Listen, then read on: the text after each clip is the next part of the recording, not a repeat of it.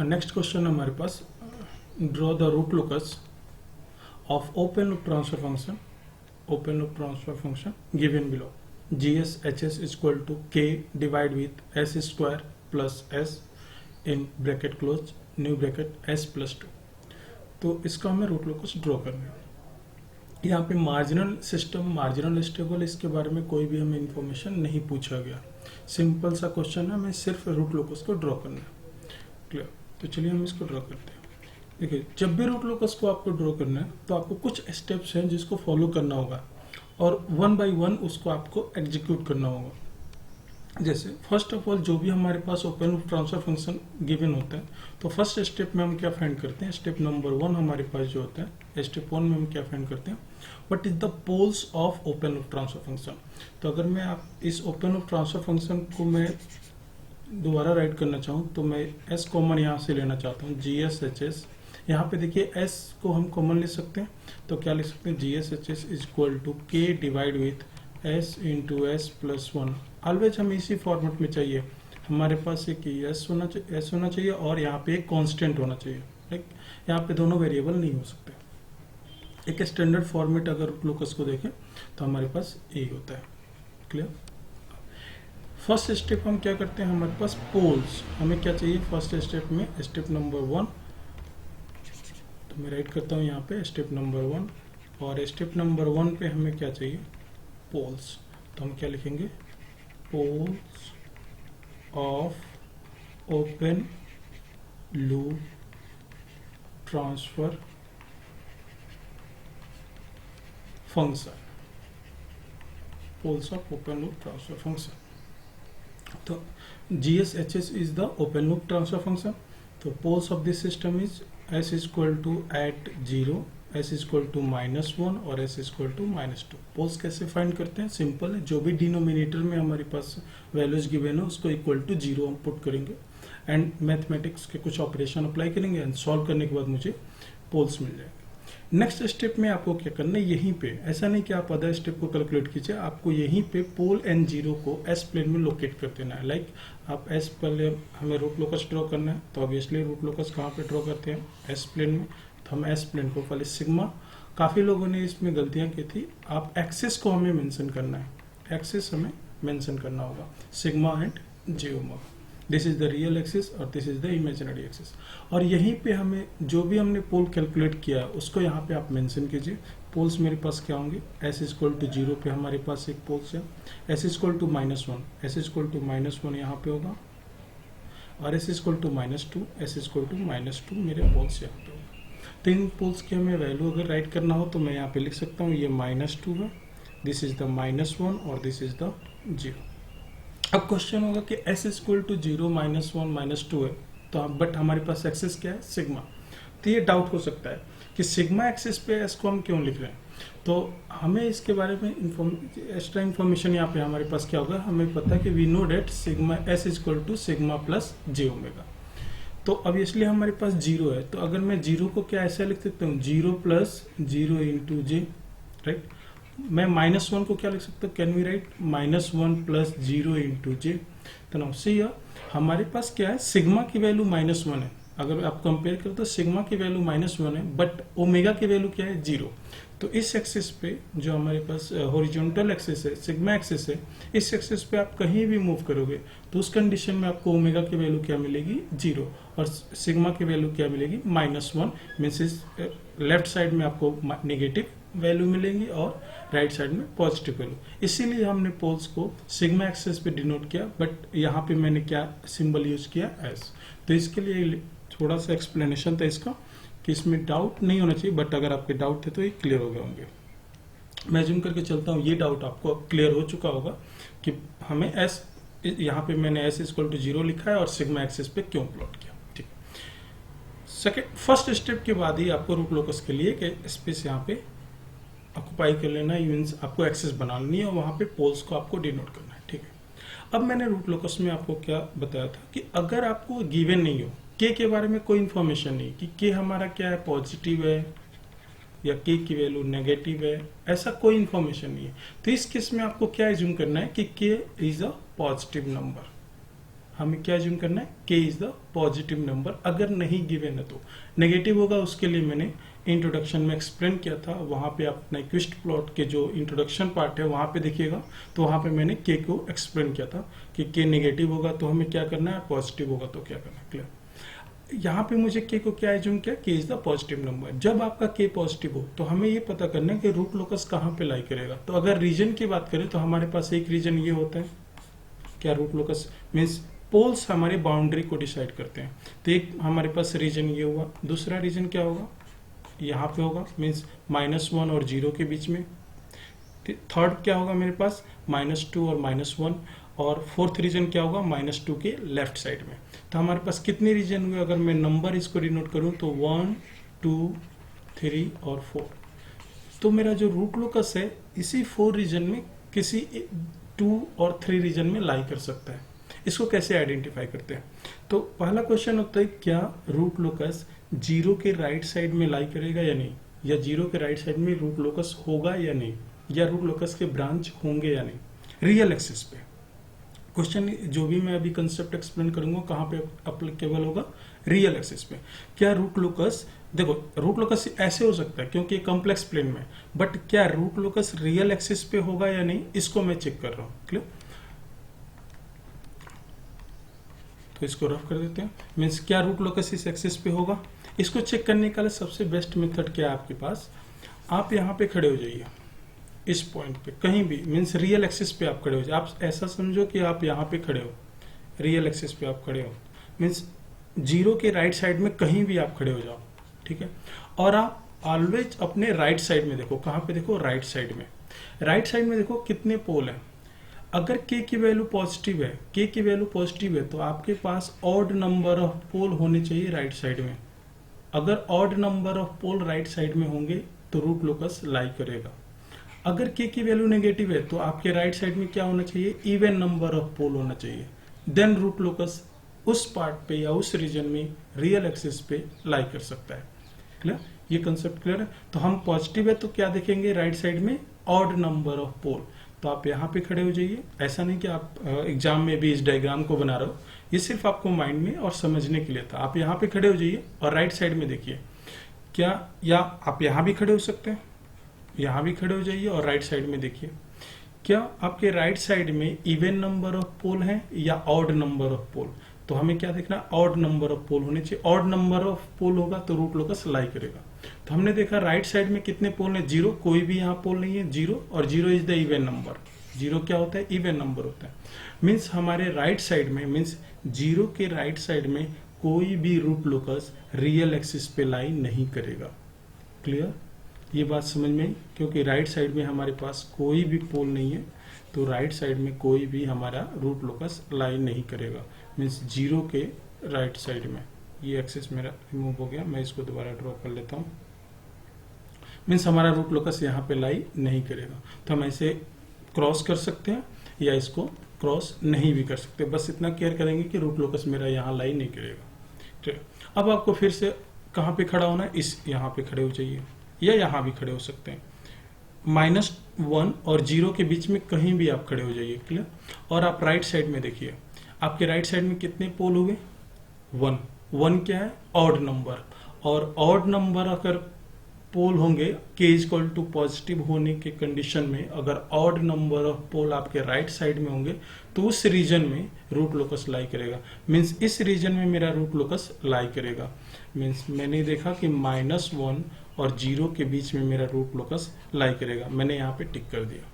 अब फिर से आप यहाँ पे खड़े हो जाइए। ऐसे ही आपको हर एक क्वेश्चन में करना है, और आपको डायग्राम बनाने नहीं है। आप 1 या 2 क्वेश्चन प्रैक्टिस करोगे इस तरह से, तो आपको माइंड में ही सोचना है कि आप यहाँ पे खड़े हो।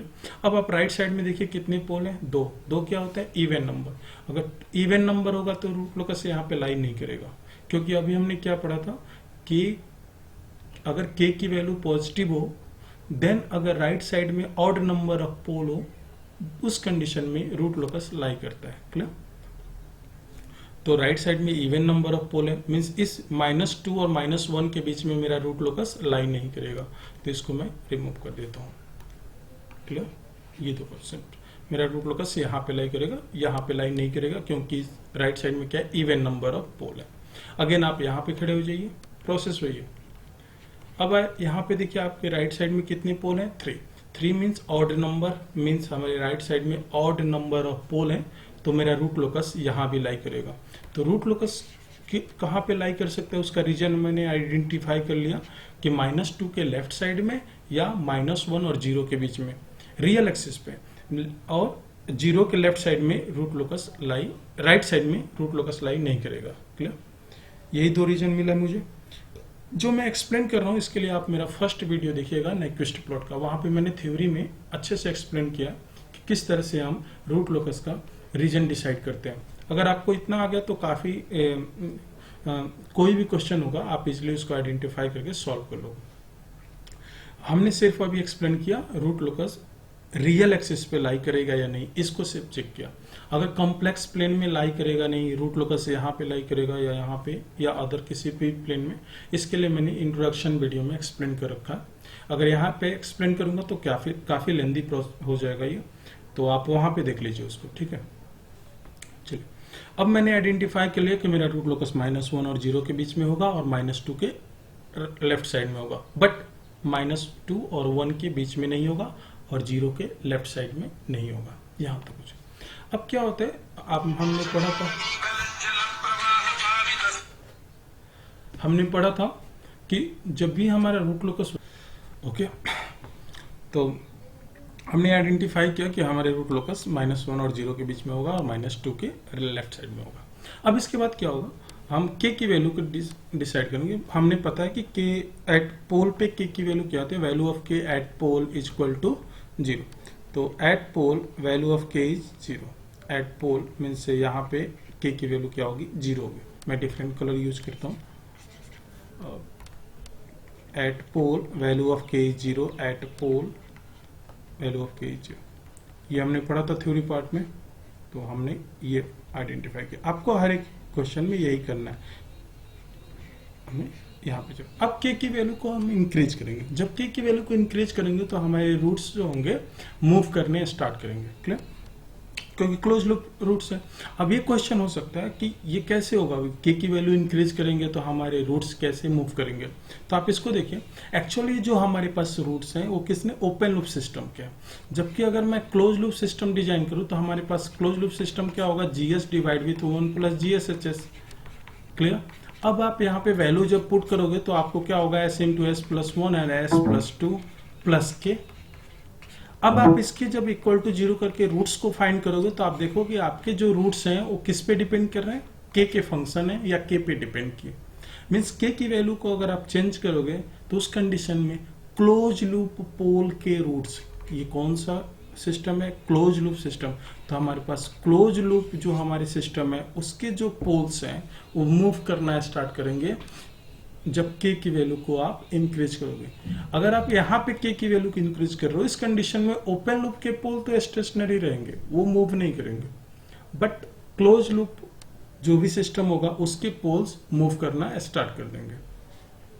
तो ऑलवेज रिमेंबर रखना, हम रूट लोकस में क्या करते हैं, ओपन लूप की हेल्प से क्लोज लूप सिस्टम की स्टेबिलिटी डिसाइड करते हैं। क्या करते हैं रूट लोकस में, ऐसा स्टेटमेंट आपको मिल जाएगा। तो रूट लोकस में हम क्या करते हैं कि हमारे पास ओपन लूप जो सिस्टम होता है, ओपन लूप जो सिस्टम है उसकी हेल्प से हम क्लोज लूप सिस्टम की स्टेबिलिटी पे कमेंट करते हैं या स्टेबिलिटी डिसाइड करते हैं। आप इस स्टेटमेंट को लिख सकते हैं अपने थ्योरी पार्ट में। मैंने फर्स्ट वीडियो में एक्सप्लेन भी किया था, बट यहाँ पे उसको रिकॉल कर देता हूँ। क्लियर, तब हमारे पास क्या होंगे, जब k की वैल्यू को 1, k की वैल्यू 2, k की वैल्यू 3, जब 1 2 3 इंक्रीज करेंगे तो ओपन लूप सिस्टम के पोल्स तो वहीं पे होंगे क्योंकि ये फंक्शन नहीं है, बट क्लोज लूप सिस्टम के पोल क्या होंगे, चेंज होंगे और मूव करेंगे। क्लियर, तो जब वो मूव करना स्टार्ट करेंगे तो यहाँ पे क्या होगा, -0 से मूव करना स्टार्ट करेगा तो रियल एक्सिस पे मूव करेगा। मीन्स यहाँ पे तो हो नहीं सकता, मैंने अभी देखा था कि मेरा रूट लोकस राइट साइड में नहीं होगा 0 के, तो हमारा ये पोल जो है 0 पे ये मूव करेगा और इसके लिए डिफरेंट कलर यूज करेगा और इस डायरेक्शन में मूव करना स्टार्ट करेगा। क्लियर, अगेन जो -1 पे हमारा पोल है इस डायरेक्शन में जा नहीं सकता क्योंकि यहाँ पे रूट लोकस लाई नहीं करेगा तो ये किस डायरेक्शन में मूव करेगा, इस राइट साइड में मूव करना स्टार्ट करेगा। इस तरह से पोल्स मूव करने स्टार्ट करेंगे जब हम के की वैल्यू को इंक्रीज करेंगे तो। क्लियर। उसी तरह आप यहाँ भी गेस कर सकते हैं कि यहाँ पे जो पोल्स है के इक्वल टू 0 पे, के इक्वल टू 1 करेंगे तो इस राइट साइड में तो मूव नहीं करेगा क्योंकि रूट लोकस कहाँ पे लाई कर सकता है, लेफ्ट साइड में, तो इस डायरेक्शन में मूव करेगा। और इसके लिए मैं एक कलर यूज कर लेता हूँ और ये मेरे पास ये जो पोल्स है मेरा इस डायरेक्शन में मूव करना स्टार्ट करेगा। इस तरह से पोल्स मूव करने स्टार्ट करेगा। अभी हम देखेंगे डायरेक्शन को और कहाँ तक मूव करेगा इसको भी हम देखेंगे। बट अब तक हमने ये डिसाइड कर लिया कि हमारे रूट लोकस कुछ इस तरह से होंगे पोल्स के मूव। अब यहाँ पे देखिए हमारे जब ये दोनों पोल्स मूव करेंगे तो यहाँ पे दोनों क्या होंगे, कोलाइड होंगे, मीन्स कोलिजन होगा, ब्रेक होंगे। तो अब हम नेक्स्ट स्टेप में क्या करेंगे, ब्रेक अवे पॉइंट को कैलकुलेट करेंगे। आपको एग्जाम में यही करना है, एक एक स्टेप को यहाँ पे ड्रॉ करते जाना है और उसके अकॉर्डिंग जो आपको डेटा रिक्वायर्ड हो वही डेटा आपको यहाँ पे कैलकुलेट करना है। तो हमें क्या होगा, दोनों पोल्स यहाँ पे कोलाइड होंगे, जब कोलाइड होंगे तो हमें क्या कैलकुलेट करना होगा, ब्रेक होंगे यहाँ से, तो ब्रेक अवे पॉइंट। तो स्टेप मेरा 2 क्या होगा, स्टेप 2 ब्रेक अवे पॉइंट। तो हम क्या लिखेंगे, calculation of break away point, calculation of break away point. Clear. तो हमारे पास कितने ब्रेक अवे पॉइंट होंगे, हम इसको देख लेते हैं। ब्रेक अवे पॉइंट को कैसे कैलकुलेट करते हैं, 1 प्लस GSHS, ये आपको पता होगा, जो कैरेक्टरिस्टिक इक्वेशन होता है उसकी वैल्यू 0 करते हैं और यहाँ पे हम k का एक फंक्शन क्रिएट करते हैं एस इंटू, ये मेथड है, आप प्रैक्टिस किए होगा तो आपको समझ में आ चुका होगा। क्लियर। अब k को हम s का फंक्शन क्रिएट करना है तो इसको क्या लिखा, s इंटू s+1 और s+2, ये सिंपल मैथमेटिक्स है, -1 को मैंने राइट साइड लिया। अब k इक्वल टू क्या होगा, -s और ये मल्टीप्लाई होंगे तो s² 3s+2, सिंपल मल्टीप्लीकेशन है। यहाँ पे -s³ -3s² -2s। उसके बाद हम क्या करते हैं, now after calculation of this हम क्या करते हैं, नाउ हम ब्रेक अवे पॉइंट है वहां पे हमारा k जो फंक्शन है s के साथ अगर एक स्लोप क्रिएट करेगा तो उसकी वैल्यू क्या होनी चाहिए, 0। आपने पढ़ा होगा स्लोप क्या होता है, किसी भी फंक्शन को जिसके एक्सिस के अक्रॉस आपको उसका स्लोप फाइंड करना है उसके साथ डिफ्रेंशिएट कर दीजिए, वहां पे आपकी वैल्यू फाइंड हो जाएगी। तो हम del k over del s equal to 0 put करेंगे, means -3s² -6s -2 equal to 0। तो हमारे पास 3s² plus 6s plus 2 equal to 0, ये वैल्यू आपको मिल जाएगी। जब आप इसे सॉल्व कीजिएगा, ऑब्वियसली क्वाड्रेटिक इक्वेशन है, क्वाड्रेटिक इक्वेशन को जो हम सॉल्व करेंगे तो हमारे पास s की 2 वैल्यू मिलेगी। एक वैल्यू हमारे पास क्या है, 1 वैल्यू इज 0.422 और सेकेंड वैल्यू मेरे पास क्या मिलेगी, -1.577। क्लियर। हमारे पास इसकी 2 वैल्यू मिले तो हम इसको ऐसे नहीं लिखते, ये थोड़ा मैथमेटिकल गलत रिप्रेजेंटेशन हो गया, इसको यहाँ पे कॉमा देकर हम लिखते हैं मैथमेटिक्स में भी, -1.577 मीन्स हमारे पास इसकी 2 वैल्यू मिली फ्रॉम क्वाड्रेटिक इक्वेशन बस। बट अब इस पॉइंट को हम देखते हैं, ये पॉइंट है क्या, -0.422, -0.4 0 और -1 के बीच में होगा। क्लियर। और -1.577 कहाँ होगा, -1 मीन्स -1 और 2 के बीच में कहीं होगा। बट रूट लोकस मेरा कहाँ पे लाई कर रहा है, 0 और 1 के बीच में, मीन्स यहाँ पे जो पॉइंट लाई करेगा वो मेरा ब्रेक अवे पॉइंट तो होगा नहीं, क्योंकि हम देख रहे हैं कि हमारे डायग्राम में ब्रेक अवे पॉइंट कहाँ पे है, 0 और -1 के बीच में है।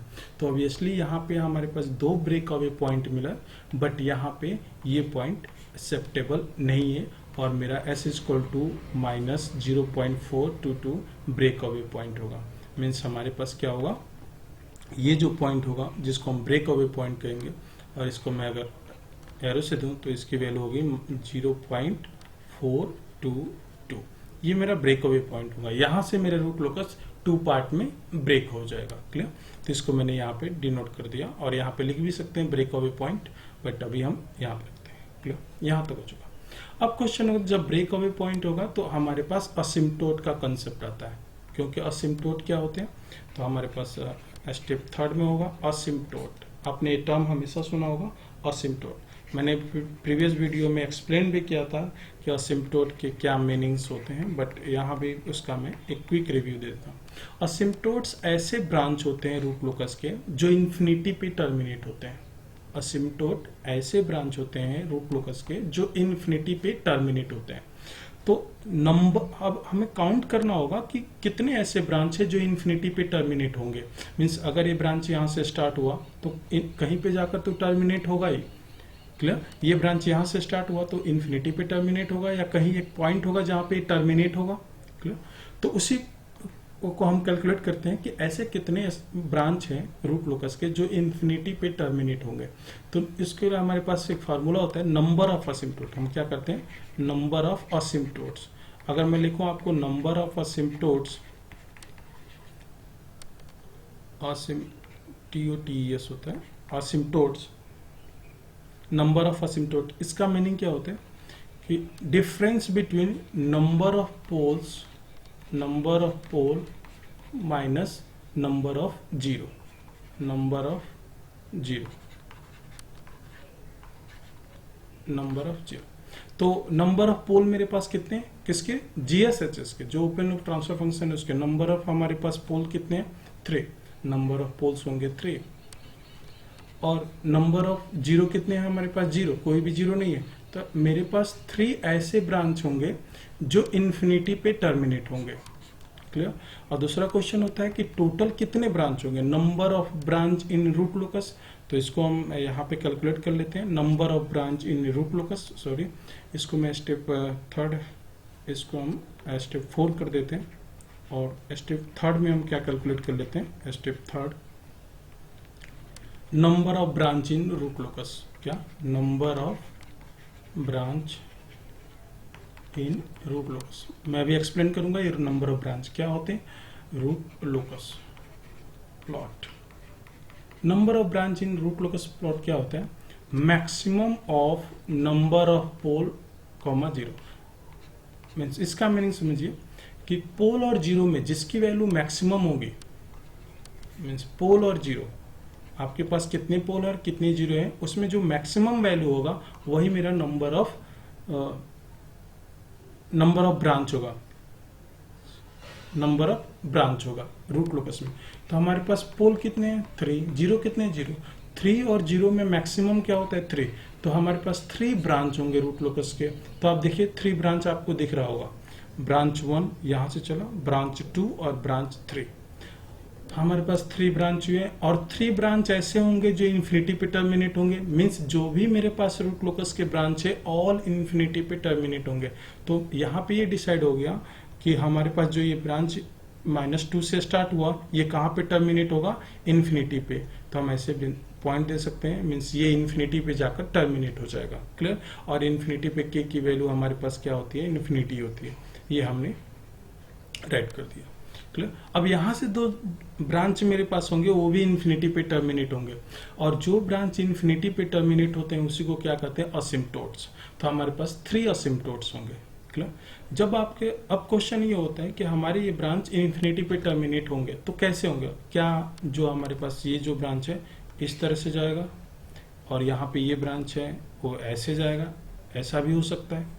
एक कैसे हो सकता है कि इस तरह से इसका मूवमेंट हो डायरेक्शन में, या ऐसे भी तो हो सकता है कि हमारा जो ये ब्रांच है स्ट्रेट लाइन ऐसे मूव कर जाए इस डायरेक्शन में, और यहाँ पे जो ब्रांच है वो इस तरह से मूव कर जाए। ये भी पॉसिबिलिटी है। एक और पॉसिबिलिटी है कि हमारे पास ये जो ब्रांच है वो ऐसे मूव कर जाए, और दूसरा यहाँ पे जो मेरे ब्रांच है जो S=0 से स्टार्ट हुआ है ऐसे मूव कर जाए। तो इसके नंबर मीन्स इन्फिनिटी हमारे पास डायरेक्शन हो सकते हैं, बट हमें एग्जैक्ट डायरेक्शन पता करना होगा कि डायरेक्शन क्या होगा, किस डायरेक्शन में मूव करेंगे। तो इसको कैलकुलेट करने के लिए हम क्या कहते हैं, डायरेक्शन ऑफ असिम्प्टोट। तो लेकिन सिंस यहाँ पे हम डायरेक्शन वर्ड यूज नहीं करेंगे, हम कोऑर्डिनेट सिस्टम पढ़ रहे हैं, तो हम क्या डायरेक्शन को किससे रिप्लेस कर देंगे, एंगल से।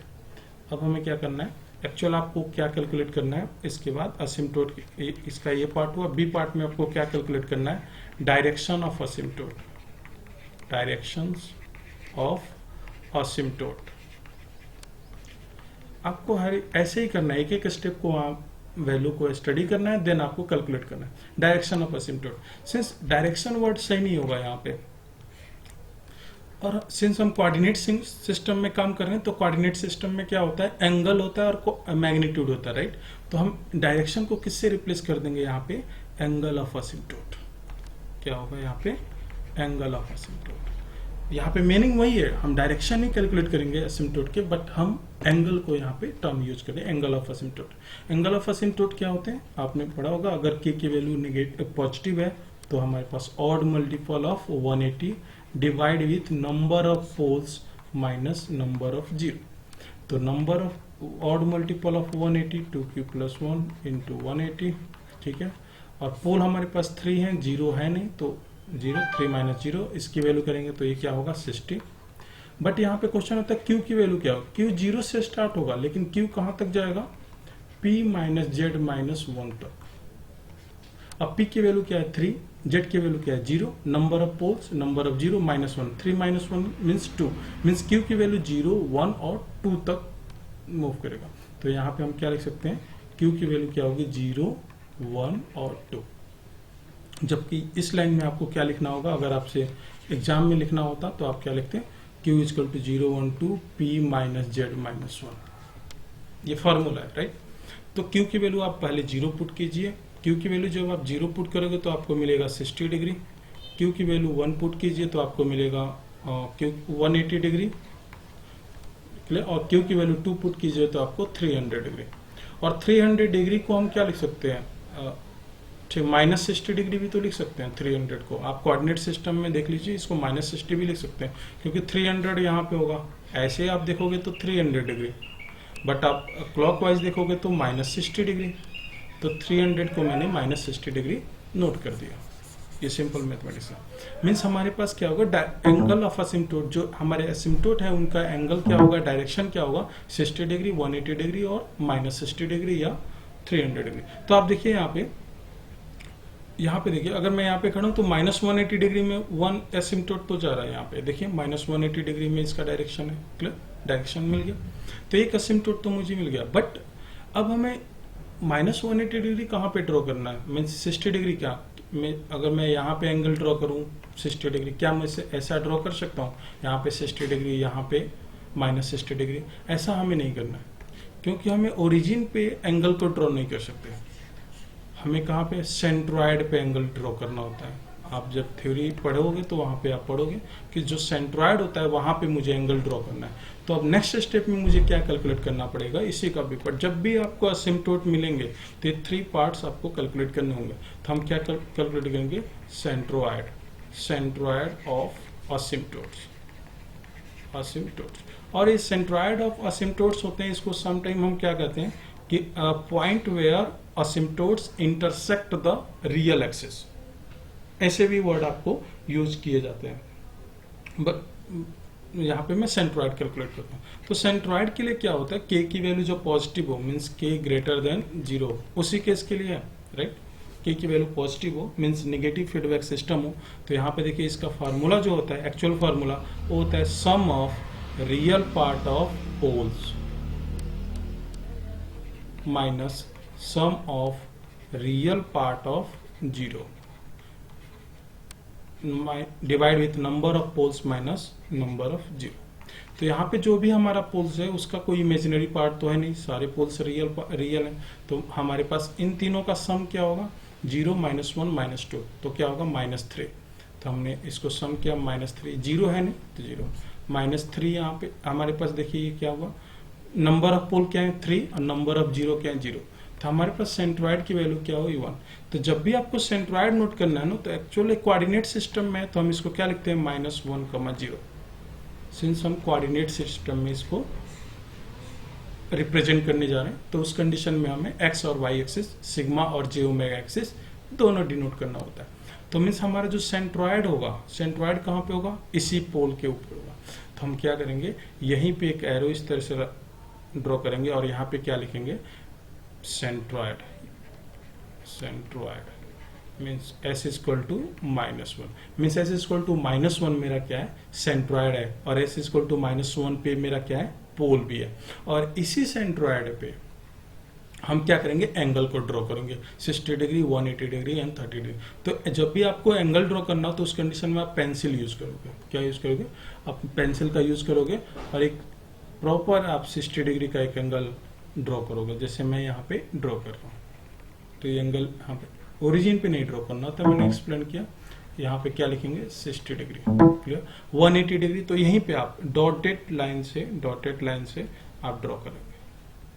डॉटेड लाइन से मैंने ड्रॉ किया और ये एंगल मेरा किस डायरेक्ट क्या है मेरे पास, थीटा इक्वल टू -180। 180 -180 प्लस 180 दोनों सेम होता है, दोनों सेम एक्सिस पे ओवरलैप होता है, तो माइनस प्लस आप कुछ भी लिख सकते हैं। तो यहाँ पे मैं +180 डिग्री लिखता हूँ। दूसरा मुझे कौन सा एंगल ये ड्रॉ करना होगा, -60 डिग्री का। तो आपको यहीं पे प्रॉपर स्केल का यूज करना है। मैं कोशिश कर रहा हूँ कि प्रॉपर एंगल ये 360 डिग्री होगा जब हम एंटी क्लॉकवाइज मेजर करेंगे, 300 डिग्री होगा जब एंटी क्लॉकवाइज मेजर करेंगे। हम क्लॉकवाइज मेजर कर रहे हैं तो इसकी वैल्यू क्या होगी, -60 डिग्री। और ब्रैकेट में आप यहाँ पे लिख सकते हैं 300 डिग्री, ऐसे लिख सकते हैं आप, क्लियर। डिग्री है तो हमने डिग्री।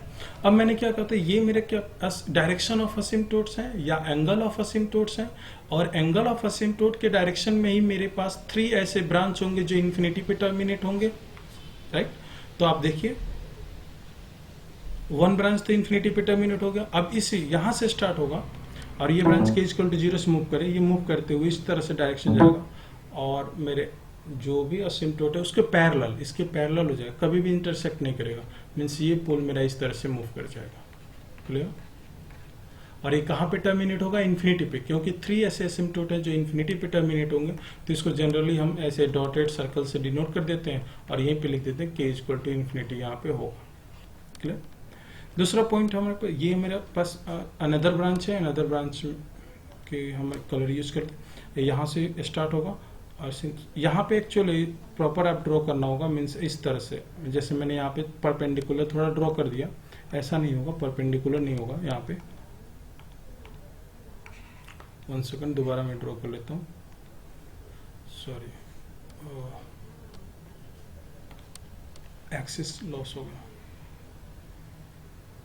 ओ, इस बार एक्सिस प्रॉपर नहीं ड्रॉ, ठीक है। आप उसको मैनेज कर लेना। वैसे यहाँ पे ऐसे होगा, ठीक है, यहाँ पे परपेंडिकुलर नहीं होगा। परपेंडिकुलर होगा तो हमारे पास एंगल ऑफ असिम्प्टोट परपेंडिकुलर कैसे, मीन 60 डिग्री के डायरेक्शन में जाना चाहिए, क्लियर।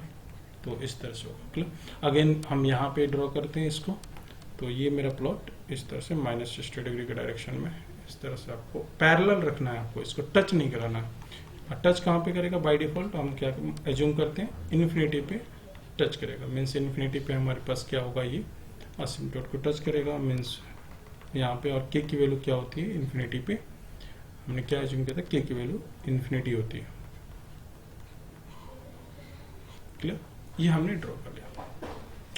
हमारे क्वेश्चन में सिर्फ इतना ही पूछा गया था, तो आपको सिर्फ इतना ही करना था, इससे ज्यादा नहीं करना। मैं एक्सप्लेन किया तो ज्यादा टाइम लग गया, बट अगर आप कैलकुलेट करोगे तो आपको मुश्किल से 5 to 6 मिनट में इजिली इसको कैलकुलेट कर सकते हो, क्लियर।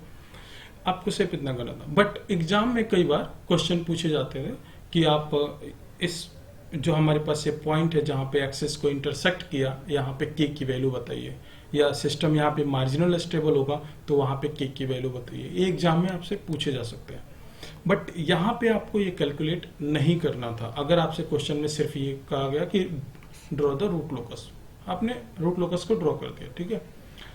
तो बट अगर आपको फॉर मार्जिनल स्टेबिलिटी के लिए आपको ये पता करना हो कि ऑसिलेशन फ्रीक्वेंसी का यहाँ पे के की वैल्यू क्या है, इसको मैं कैलकुलेट कर रहा हूँ। यहाँ पे पूछा नहीं गया था, बट मैं यहाँ पे कैलकुलेट करने जा रहा हूँ। तो इसको आप स्टेप 4 तक हो चुका था सर, स्टेप 4, स्टेप 5, इसको हम स्टेप 5 रख सकते हैं। आप अपने अकॉर्डिंग इसको कैलकुलेट करें। देखो एक्स्ट्रा इन्फॉर्मेशन है ये आपसे नहीं पूछा गया इस क्वेश्चन में, बट मैं यहाँ पे कर देता हूँ, क्लियर। तो हमें क्या करना होता है, तो इसके लिए आप हेडिंग क्या लिख सकते हैं, इंटरसेक्शन ऑफ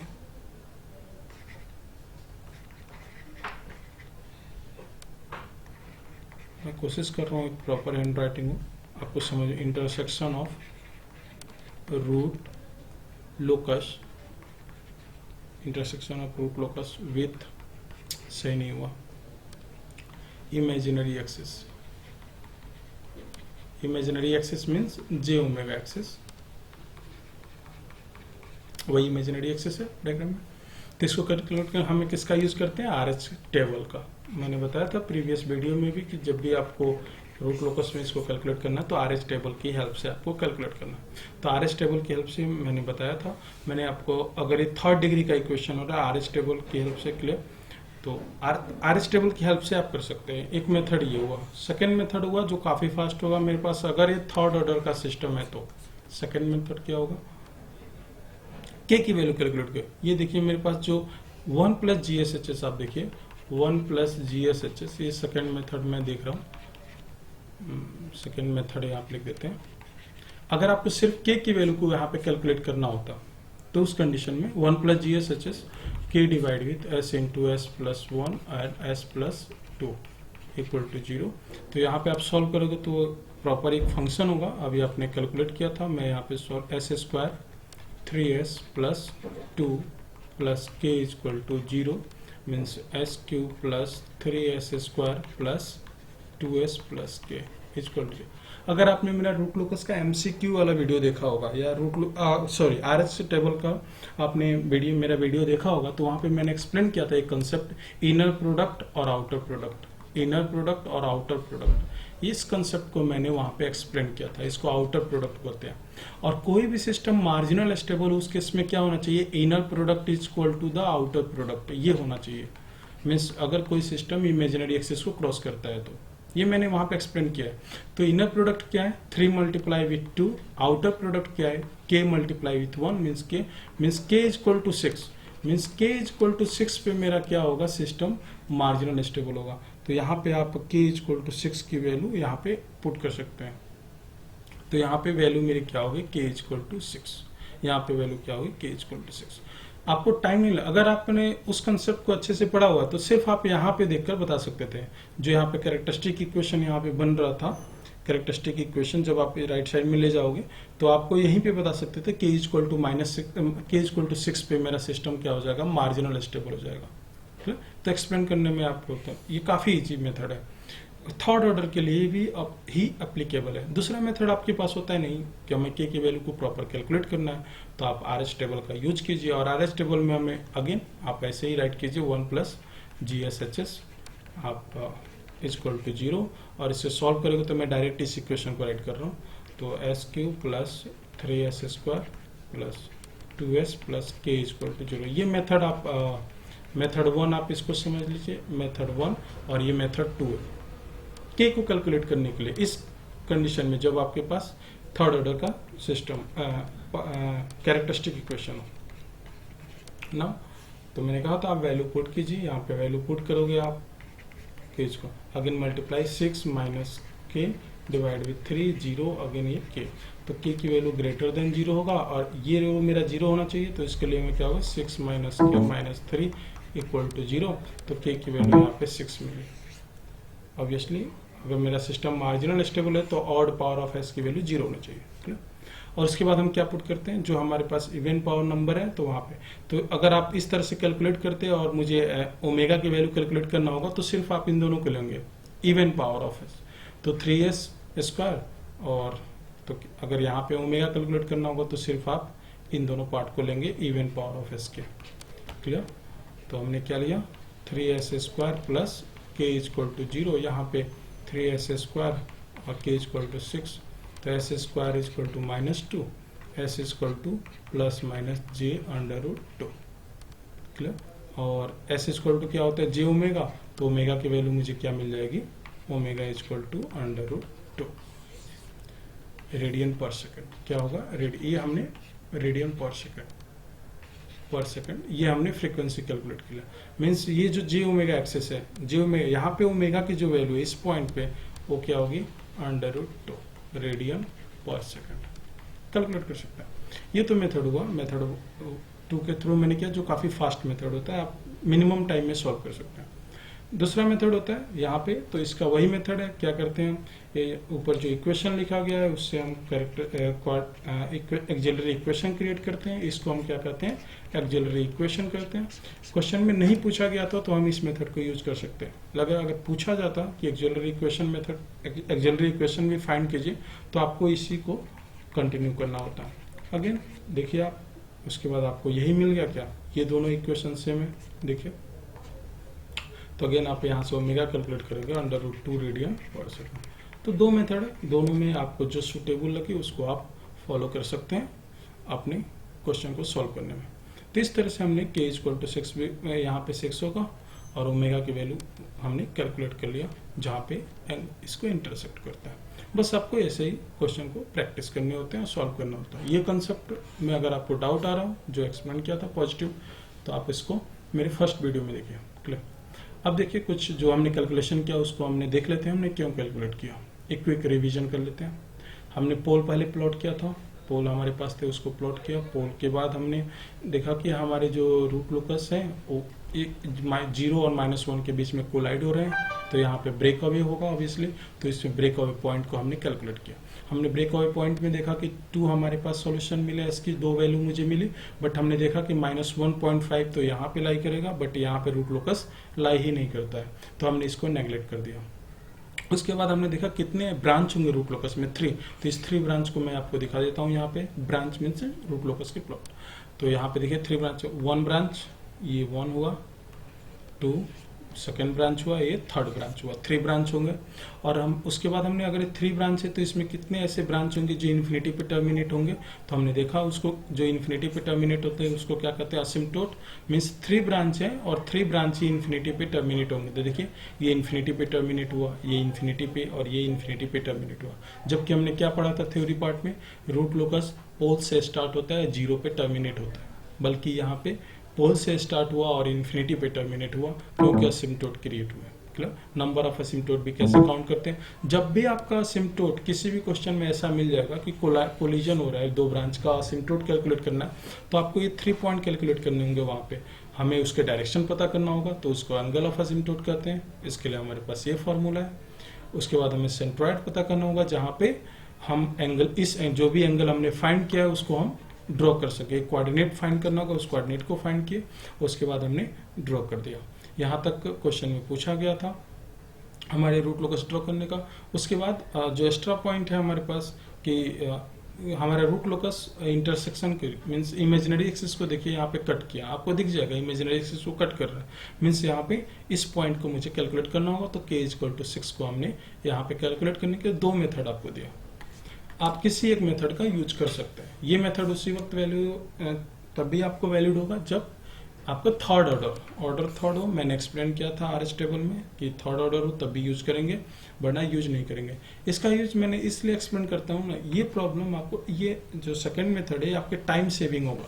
जब आपके पास टाइम काफ़ी कम हो और उस कंडीशन में आपको k की वैल्यू को भी फाइंड करना हो, वहाँ पे फ्रिक्वेंसी भी आपको डिनोट करना हो, तो आप इस मेथड को एग्जीक्यूट कर सकते हैं, इस मेथड को फॉलो कर सकते हैं। जब आपके पास ज़्यादा टाइम हो तो आप इस मेथड को फॉलो कीजिए। जैसा क्वेश्चन में अकॉर्डिंग टू सिचुएशन आप इसको टर्न कर सकते हैं। तो ये प्रॉब्लम हो गई यहाँ तक। काफ़ी लोगों ने प्रॉब्लम को गलत किया था, काफ़ी लोगों ने इसको सिर्फ मीन्स यहाँ पे ब्रेक अवे पॉइंट काफ़ी लोगों ने कैलकुलेट कर दिया था और वहीं पे सिर्फ काफ़ी लोगों ने यहीं तक सॉल्व किया था, इस प्रॉब्लम को ड्रॉ भी नहीं किए थे। तो आपको मेन पार्ट तो आपने स्किप कर दिया था। क्लियर। तो मैंने एक्सप्लेन कर दिया। इससे रिलेटेड अगर डाउट हो तो आप पूछ सकते हैं, मुझे कमेंट कर सकते हैं आप, और या मुझे मेल कर सकते हैं। ठीक है, चलो बाय।